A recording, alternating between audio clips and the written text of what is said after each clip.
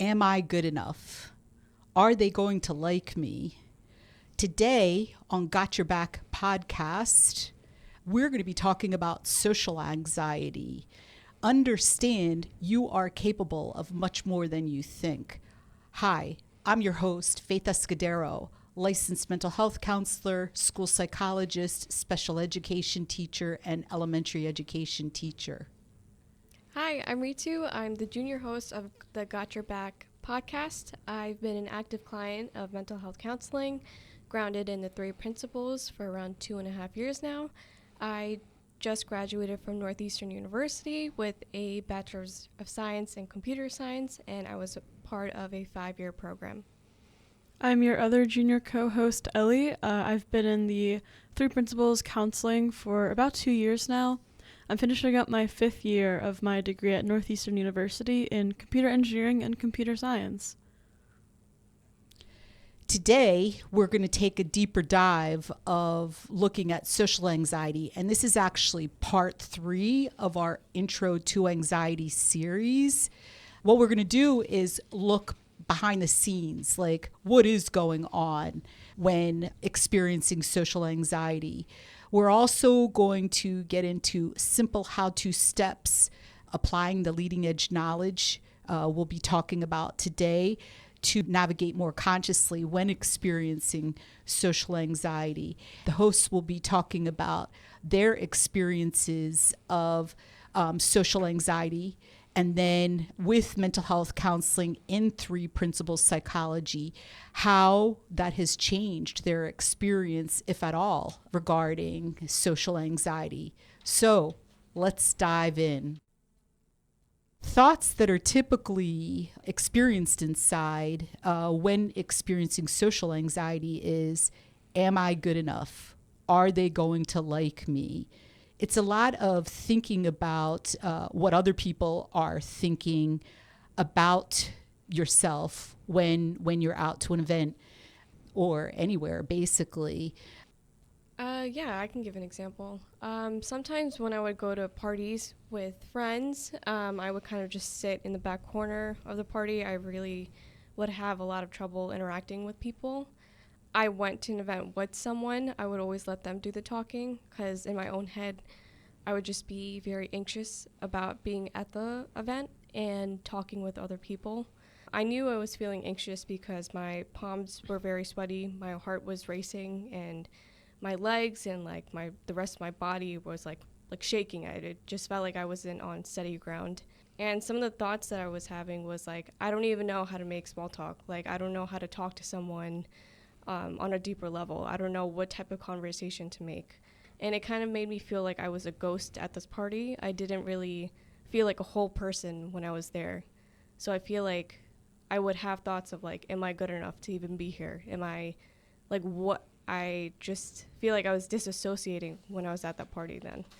I would feel this like multiple times at different parties then. So it was an ongoing internal experience for you when you would go to social events. Yeah. Mm-hmm. So since being in mental health counseling for the last 2.5 years, particularly mental health counseling in 3 principles psychology, can you talk about a time where you were at a social event where you had a totally different experience? Mm-hmm. And like, why was that? Just like how I present myself at social events are very different in just like the thinking that I'm doing. There's this one time where I went to a networking event, and I don't think I would have ever gone to one before learning the 3 principles. When I went to this event, I was like, it's just a new thing for me to try out. It's just like, it's going to be a very different experience from any other past experiences that I've had.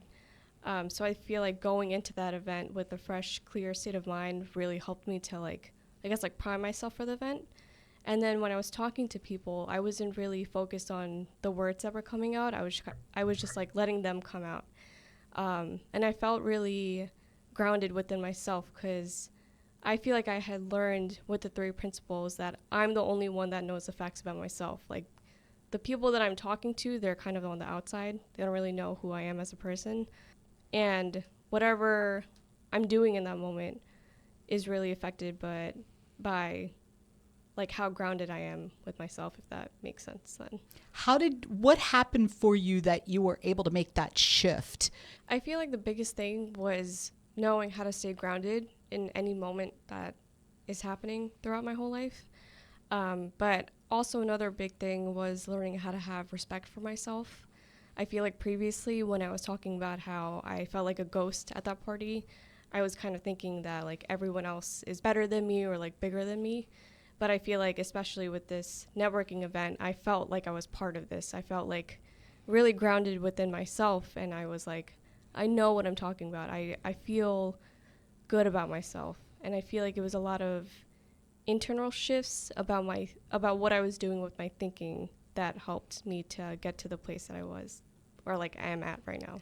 So you have learned new knowledge about yourself and about how to approach social situations so that you're able to more naturally, more easily, more interested in what everybody else is saying than worried about how you're coming across or what you're saying. Also be grounded within myself where I'm not letting these negative thoughts really like ruminate in my head then. Like, so before it was very much, the focus was more on thinking insecure thoughts and being invested in those insecure thoughts. Like, what are people thinking of me? How do I sound? Am I saying the right words? And over the 2.5 years, it turned more into, I'm interested in what you have to say, and I'm just responding naturally to it. Am I correct in understanding? So as the podcast continues, we're going to break this down more and more, what that actually is, because it was actually a lot of moments Ritu has been able to make that shift. Ellie, can you give an example? Yeah, it's pretty interesting because I feel like Ritu and I had like polar opposite reactions to anxious thoughts, like socially anxious thoughts. So I'll paint a bit of a picture of like how I used to view social situations. And then I do have an example that came to mind about like the first time I noticed like a shift in how I viewed social situations. So I was definitely the type of person who like every single week I strive to have a very busy schedule. And then like all of these social situations, all these gatherings, I was very focused on kind of being the center of attention in a way. Like I would kind of come into these parties and these gatherings and whatever with like basically like a checklist of things that I wanted to happen to be able to have a quote unquote good night. And a lot of these things in my head, I was kind of relying on other people to kind of give me validation, kind of similar to what Ritu was saying, where like, you know, will people think I'm funny? I was kind of like going to parties to get validation that I was funny or interesting or cool, or that like people wanted to spend time with me or whatever. And so I started getting like really worked up in my head all the time about like what parties are happening. Like, am I being invited to them? Like, who's hosting these parties? Like, if I'm not invited to something, like what's wrong with me? And then just kind of saying yes to everything, filling up my schedule, like really shutting down if there was a party that didn't go the way I wanted it to go, quote unquote. Like, you know, maybe I didn't talk to as many people as I wanted to or whatever. So there was a lot of like just very like nervous, anxious, like relying on people to feel better about myself, and kind of doing that through social situations and how many like things I get invited to. And so I think this was like definitely a long process in therapy. I think like the situation that I'm thinking of where I shifted happened like definitely over a year into counseling, and there's a lot of other stuff that kind of went into how I was able to shift. But it was like I think a few semesters ago, right before my final exams. I had my final on Wednesday, and it was Tuesday night, and one of my friends called me, and they were like, we're going to trivia tonight. Do you want to come? And from a lower level of mental health, before I really got to understand social anxiety and learn more about it, my thoughts would have been like, oh my gosh, if I don't go to this trivia thing, like, I'm behind on socializing with my friends. Like, they're all going to have this awesome, I think it's like FOMO is kind of the word that's thrown around a lot there, like fear of missing out. Like, they're going to have this crazy awesome social event that I'm not going to be there for. I was also thinking, like, I love trivia, I love hanging out with my friends, like, we're going to have a lot of fun, whatever. And so I had, like, those thoughts in my head. But then I kind of grounded myself, and I realized, like, I have a final exam tomorrow. I have, like a class that I signed up for and I'm responsible for. Like, I have this obligation to do tomorrow. And so it's kind of like a cool moment where I was more willing to just, like, let go of all those anxious thoughts, just, like, let go of all of the weight I was putting on this social event and accept the fact that, like, I had a responsibility, and it made a lot more sense to just go home, study for my exam, get enough sleep, and be prepared tomorrow instead of going out with my friends, drinking, staying out late, and then not preparing at all for my final the next day. And so that was a cool shift where it was, like, a lot of just, in the past I was so used to, like, following with all these thoughts in my head, like, just going along with all the thoughts about going to a social situation and putting a lot of importance on it. But this time I was just like, I have a priority, like, I have a responsibility, I have school, so I'm making the right decision, quote unquote. So there's a couple of points here with what you both discussed. Briefly, one point is inside, you were both initially experiencing this nervous feeling, this anxious feeling, this jittery kind of feeling inside with these insecure thoughts in your head, like, am I going to be liked? Am I going to be funny? Am I saying the right things? Like, what are other people going to think about me? But yet, how you approached it, the behaviors that actually originated from that state of mind, from that feeling, from those thoughts, were totally opposite. So your behaviors, Ellie, were to socialize more. And some people might have called that being an extrovert. But for you, it was a coping mechanism, like a survival thing to survive all of these anxious thoughts. Like, it was like something that metaphorically kept your head above water instead of you metaphorically, psychologically drowning. So, and for Ritu, it was more withdrawing. It was more getting quiet. It was more being in the background. Those are totally opposite behaviors, but yet they were coming from basically the same psychological experience inside, the self-doubt, the frantic kind of thinking, the me thoughts, focusing on me and how I look and how I appear, and then feeling some kind of racing heart, sweaty palms, shaky legs. And so it's really interesting. And Ritu, some people would have called you, or you might have called yourself, an introvert. Mm-hmm. Yet these were coping mechanisms that you were doing. These were behaviors that you were doing in response to these the social anxiety you were experiencing. So you can't always tell what's going on with the person by their behaviors. You know, it's more asking them and understanding, like, what is going on with them. Ellie, you were able to, in a similar situation, as you were starting to have some of those anxious thoughts, you were able to understand it was just thought. You were able to understand more about those thoughts, that they were insecure thoughts or they were conditioned thoughts. You understood how to see beyond them and listen to innate wisdom inside.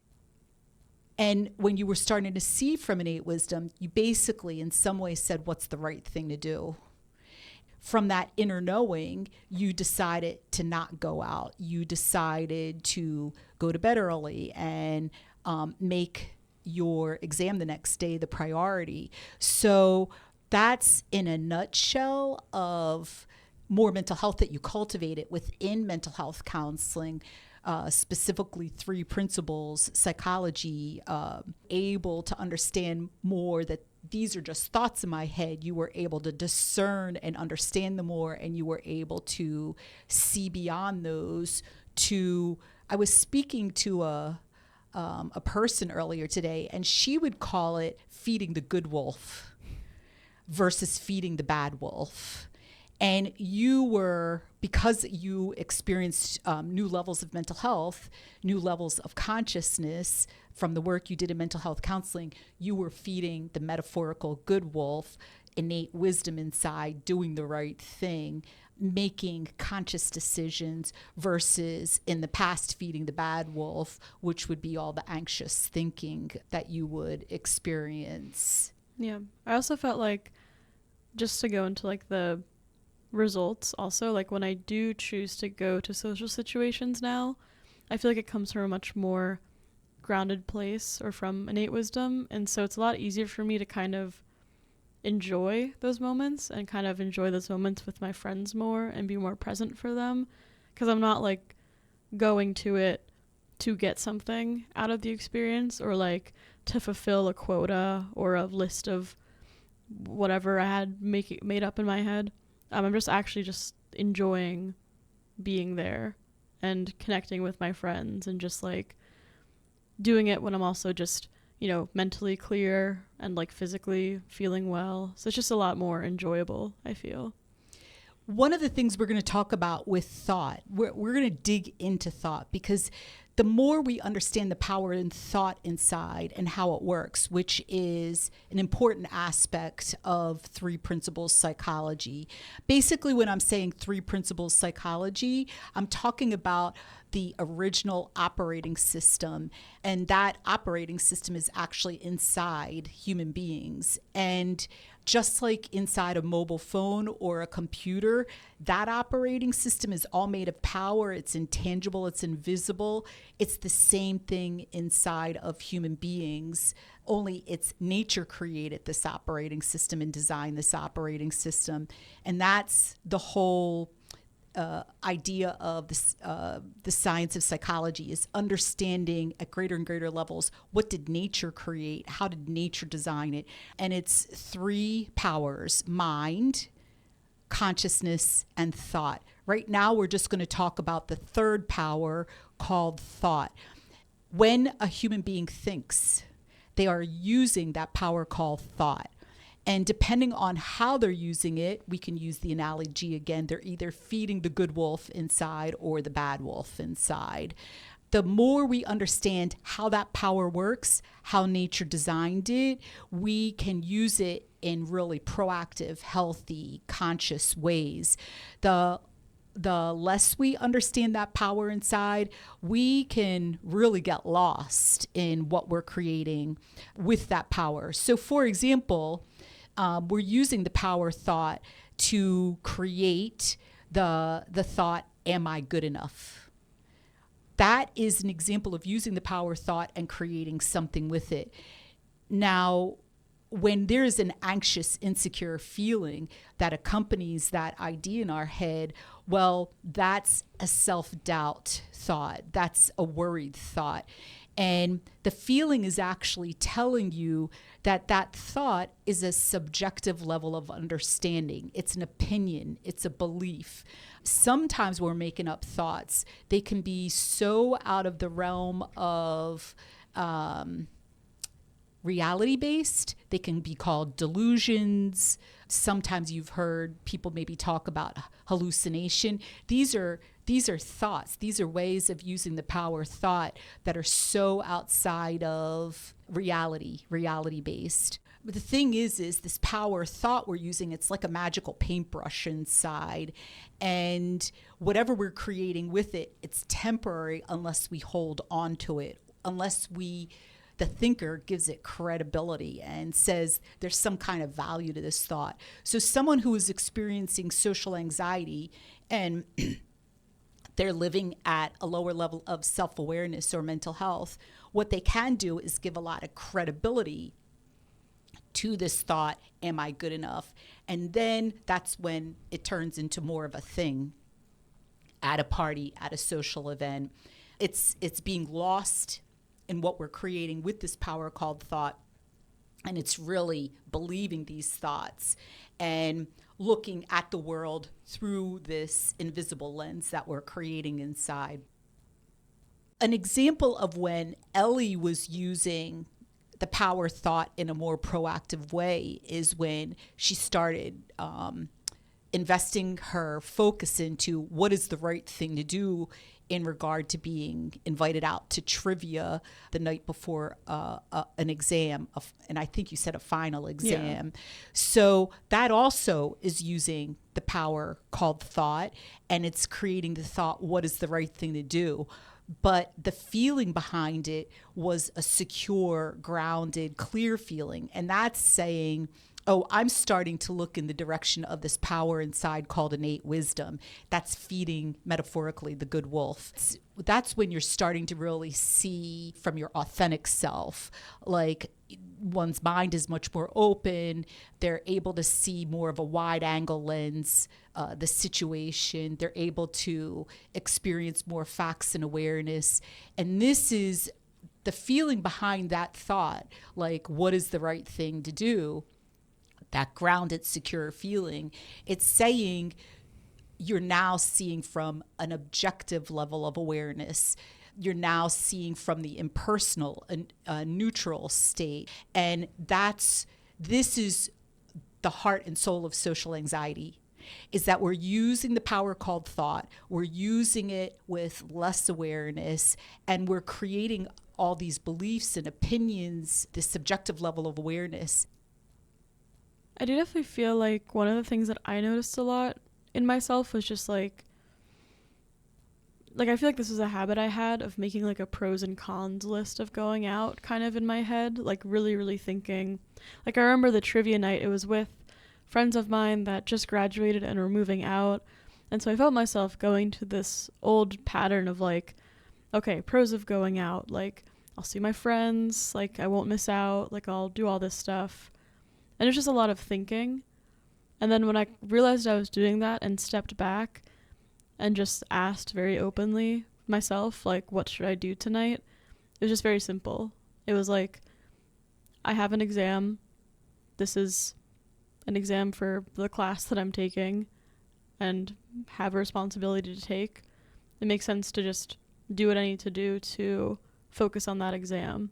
Like, it was just a lot easier than like trying to rationalize it or like make all these, I don't know, like reasons and arguments why I should go out or why I shouldn't. It was just very simple. Excellent point, Ellie. So the way you got in the conditioned habit of making a decision is that pros and cons list. That is a lot of thinking. And that's actually a lot of subjective thinking, the pros and the cons list. But when you listened inside and you started seeing all the active thinking where you were doing and that busy-minded thinking, which typically comes with an insecure feeling or even that busy feeling, somehow your awareness grew, and in that moment, and you even said it, you had a realization, and that's a leap of consciousness. That's actually coming from innate wisdom inside, that realization. And it occurred to you, that leap of awareness, just simplify it and just ask what's the right thing to do. And that is using the power thought in a much more skillful way, a much more conscious way. And now you're just, basically you have a curious state of mind. You're allowing your mind to be very open. You've kind of put that paintbrush down, the power called thought. And the answer is coming to you from innate wisdom. You're just seeing it. Oh, this is the right thing to do.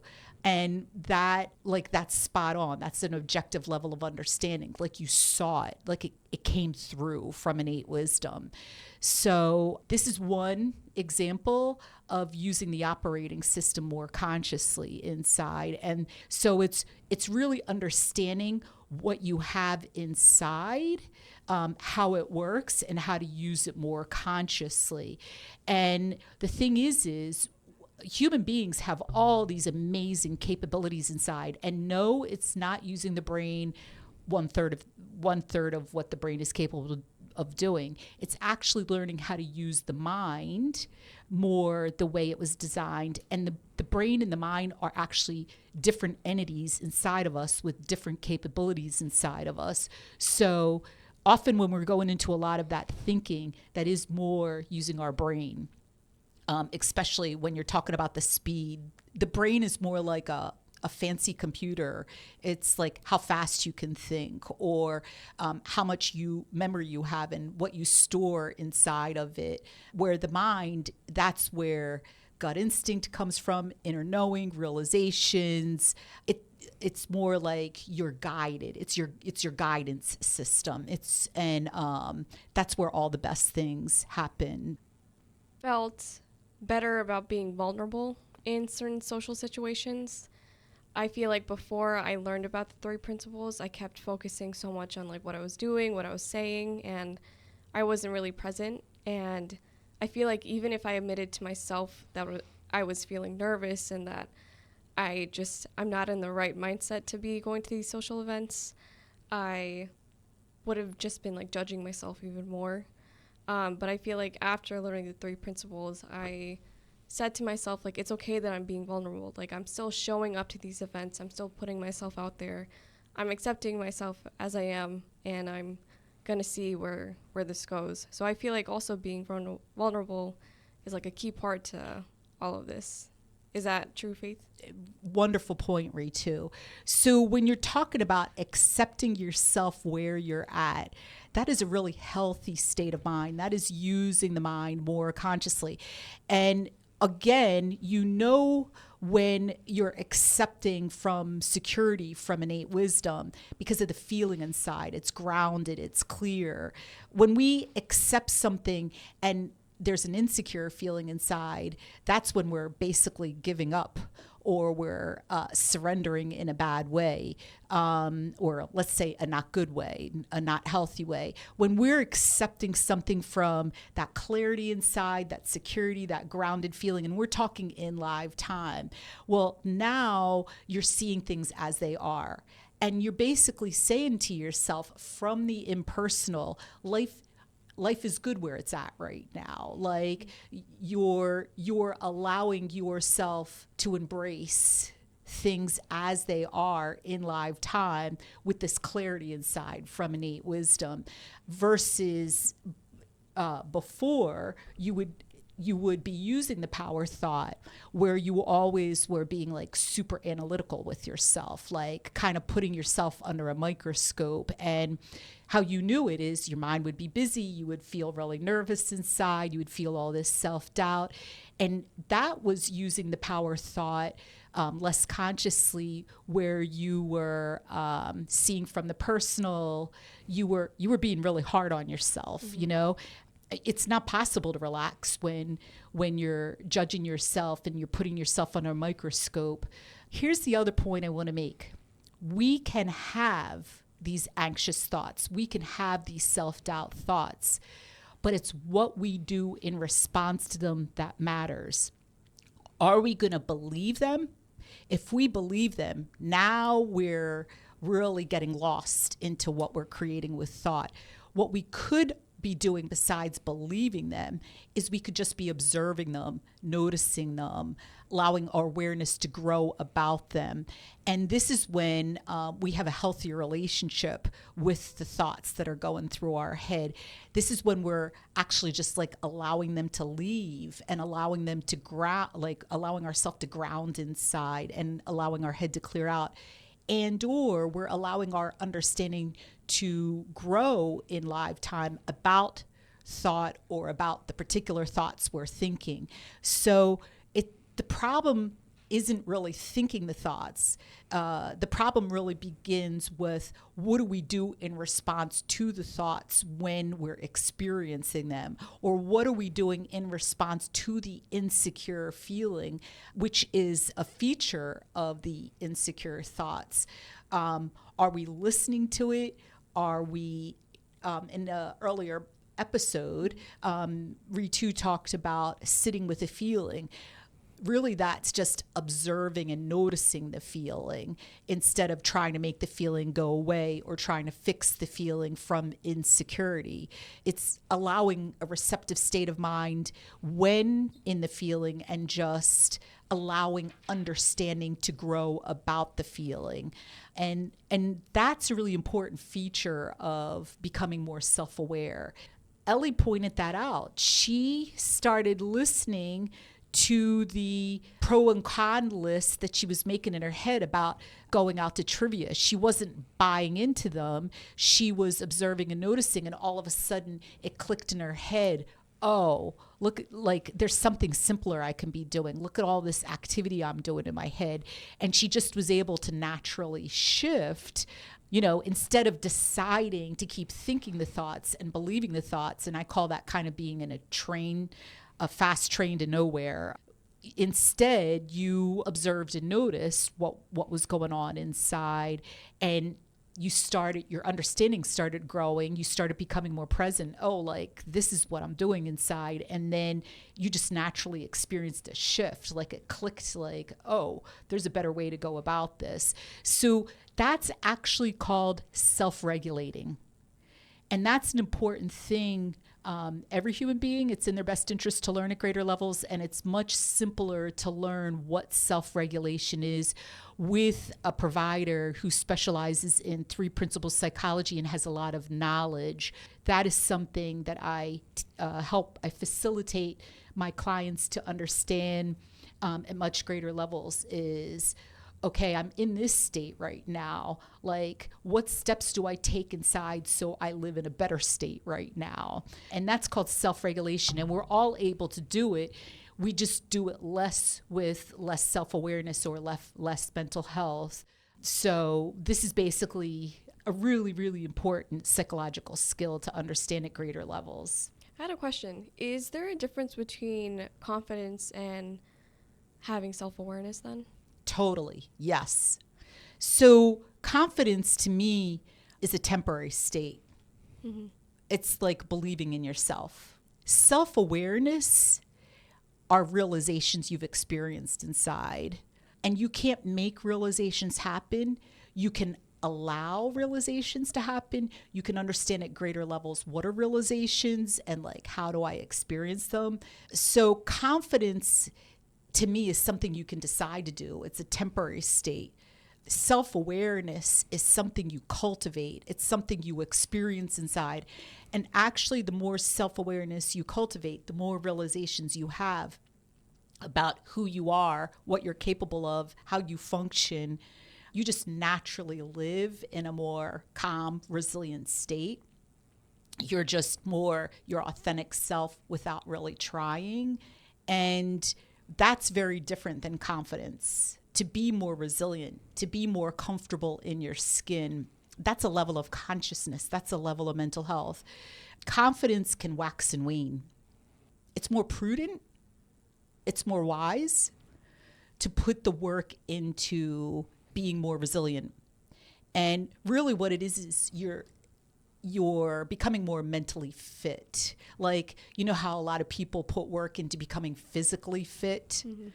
So the more the conscious effort to become more mentally fit, that's cultivating more new levels of consciousness, new levels of mental health. And that is a particular way of using your mind. And it's a series of realizations over time about different things about yourself or life, psychological knowledge. And that's actually when you experience that, if you have experienced trauma, you're healing the trauma at the source. Like people will talk about being triggered. The thing is, it's wonderful to know when you're being triggered, but then to take the steps inside using your operating system consciously to heal what's ever at the source of that trigger, you're going to be triggered less. You're going to be more comfortable in your skin. That's very different than confidence.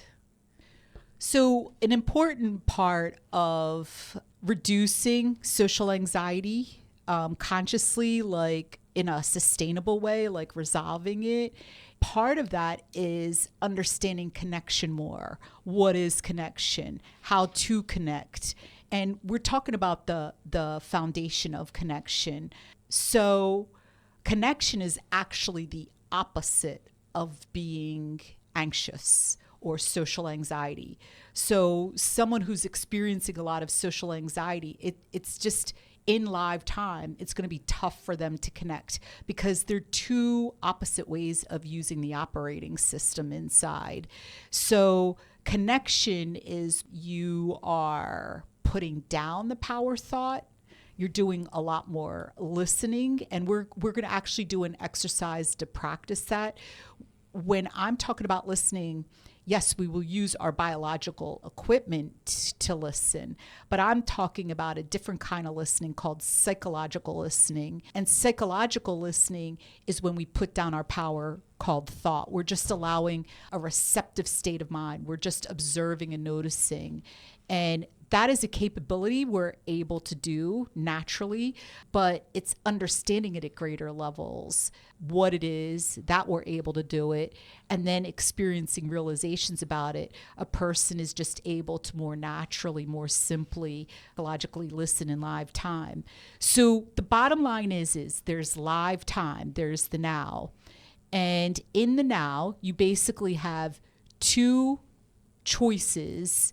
I'm going to the prime level here, the very basic level. You basically have two choices inside in live time, and that is either to think, that's picking up your power called thought and starting to make up stuff with it, or that is to psychologically listen, to observe and notice, to leave that power thought metaphorically on the table, or we're calling it a magical paintbrush, leaving it in the cup, where all the paintbrushes are stored.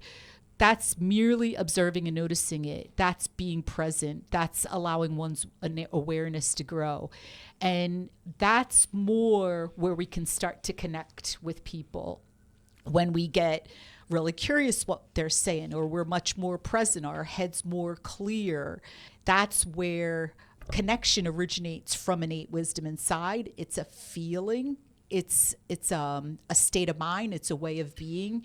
And it's when we put that paintbrush down that we are able to observe and notice, be more vulnerable from a secure place inside, and just really be interested in what the other person is saying or doing. And we're much more selfless. We're seeing more from the impersonal. So we're going to get more into connection. That's like a basic outline of connection.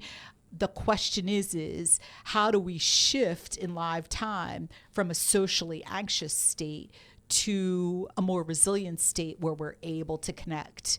I feel like it makes sense. I think we could bring up Ellie's example about how, like, with the, I think you said you had a final exam, and you decided to go from an insecure lens to a secure lens. Mm-hmm. So Right. So what Ellie and Ritu have been learning over the last 2 years, and that's spending time understanding it, spending time applying it in live time outside of counseling, and then also having realizations about it, where that's new levels of consciousness, new levels of understanding, and it just becomes more natural to do, is when anxious thoughts come, it's to first pause inside. And the second thing is to start observing and noticing either the thoughts or the psychological feeling, or to start noticing and observing what the other person is saying or what is going on in live time, whatever the priority it is. And then that's allowing the anxious thoughts to leave. It's allowing one's head to clear out. It's putting that paintbrush down and letting the head clear out. It's allowing oneself to go in a grounded state, a resilient state. And then from that place, like your mind is much more receptive. You're just in a much healthier state. You can actually feel it, that you go from this insecure feeling and throughout the moments that you're doing it, you actually go to a more secure, grounded feeling. You're going from a personal lens, looking at the outside from a personal lens to an impersonal lens. So we're all able to do self-regulation. It's understanding more what it is, how to do it, why to do it. Do you want to give an example, another example, a different example of when you self-regulate it and in a social situation?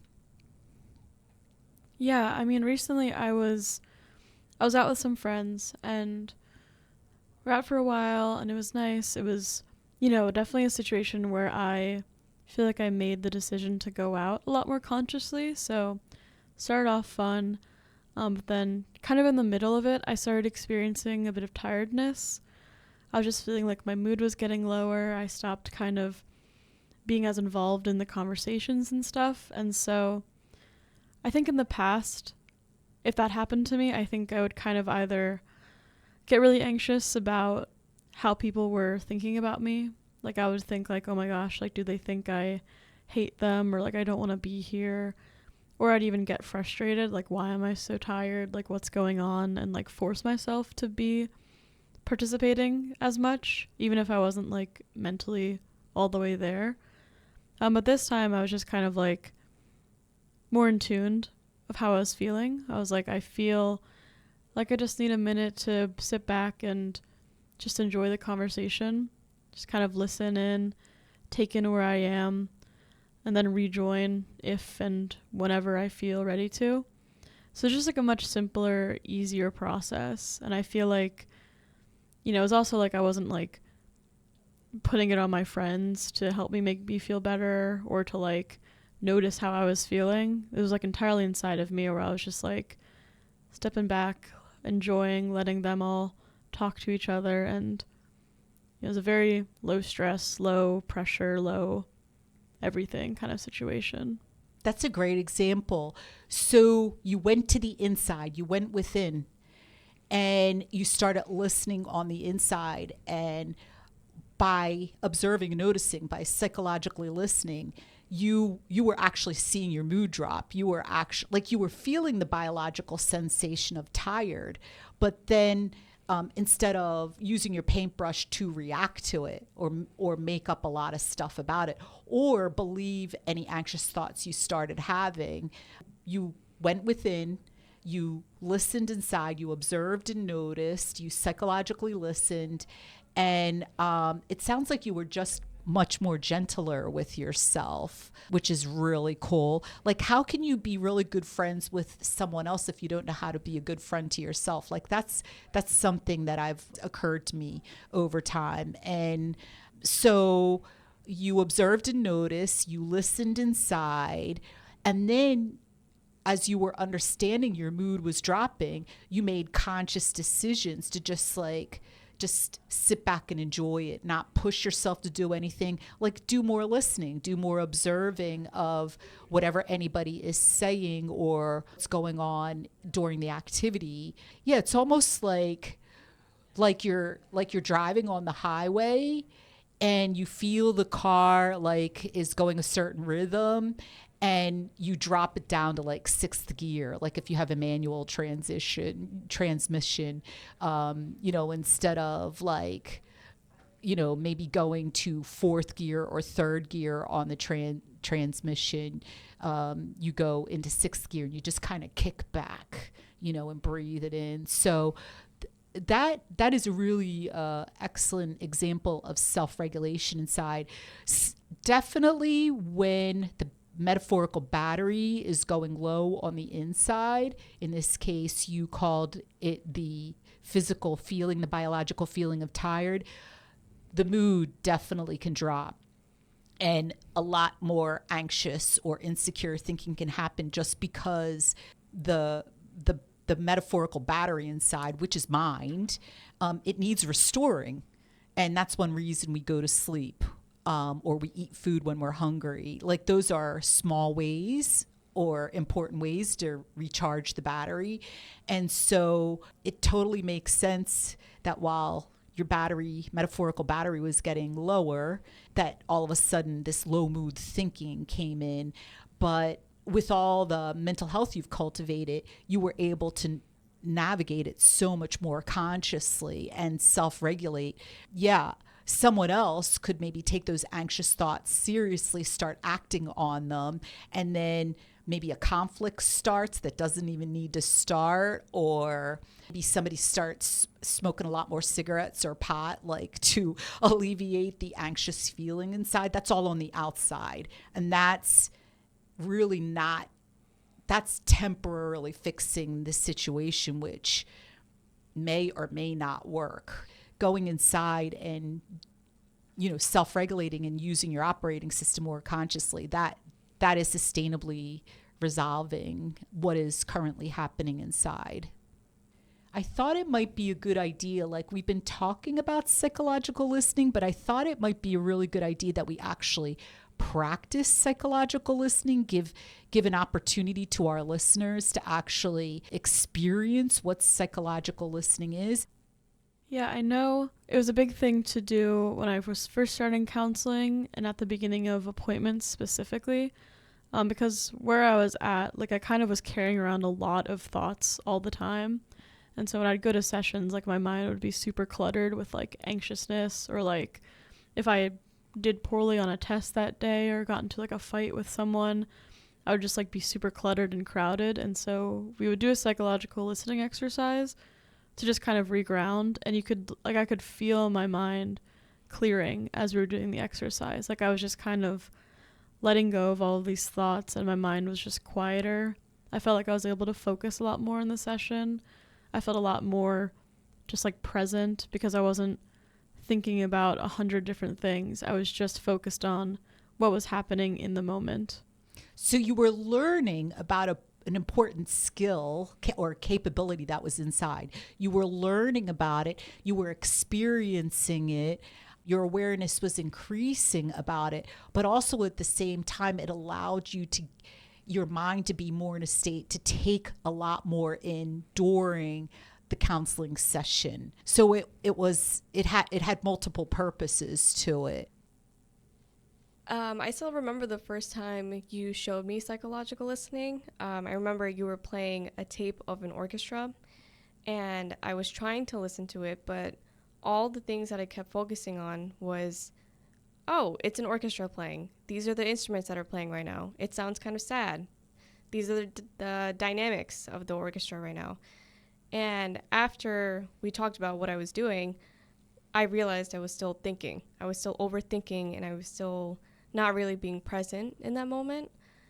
With what I realized about psychological listening, it's really learning how to let go of any thoughts that you're having. You can observe and notice them, but for me, I feel like by believing them, I wasn't really being present and focused on what the point of that moment was.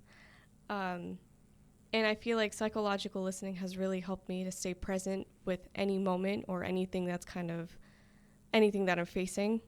So it's just helped me feel grounded within myself and helped me realize that I am capable of making myself feel better at any moment then.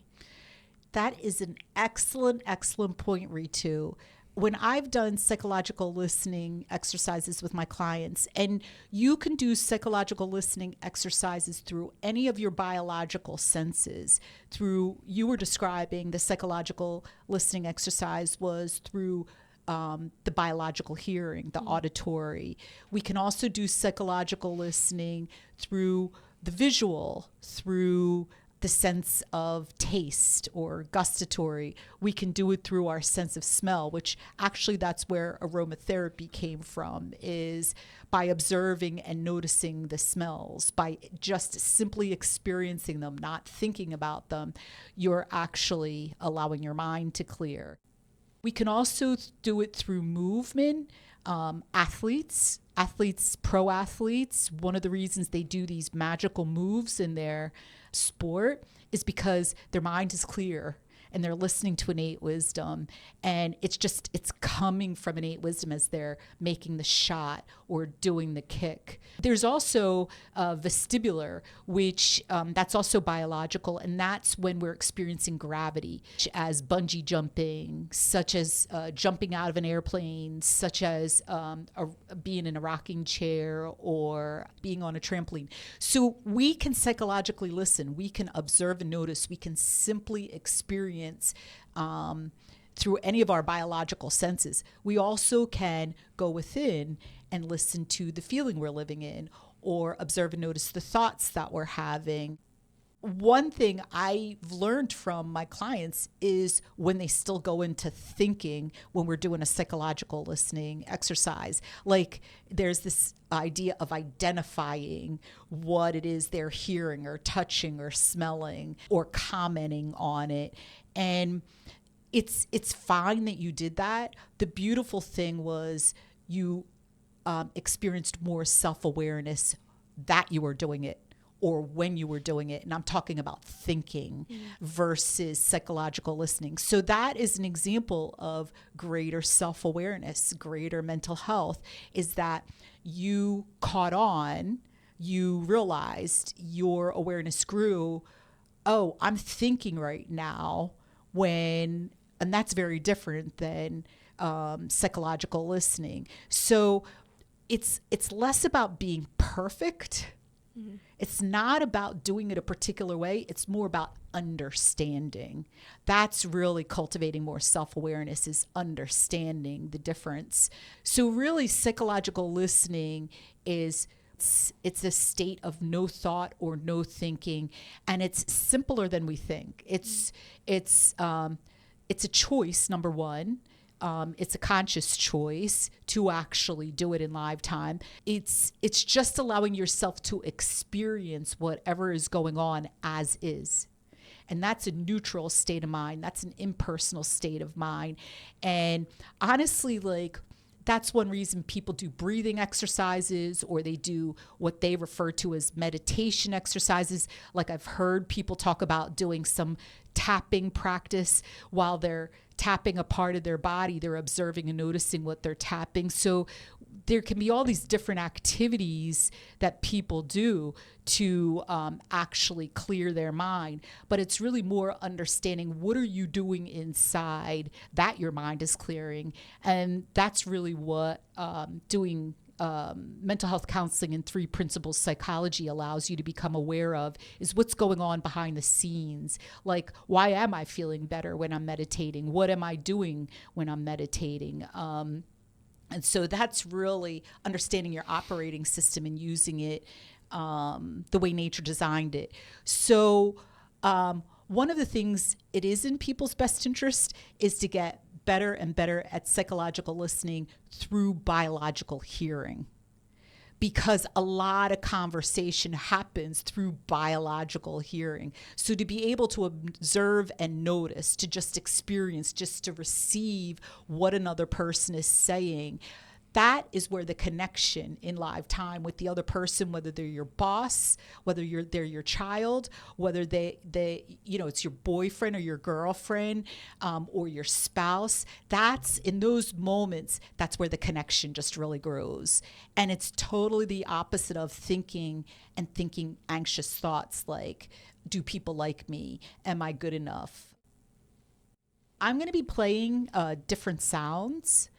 And all you're going to be doing is just observing and noticing the sounds. That's all you're going to do. You're just going to allow yourself to experience the sounds as is. All right, so here we go. Observe and notice.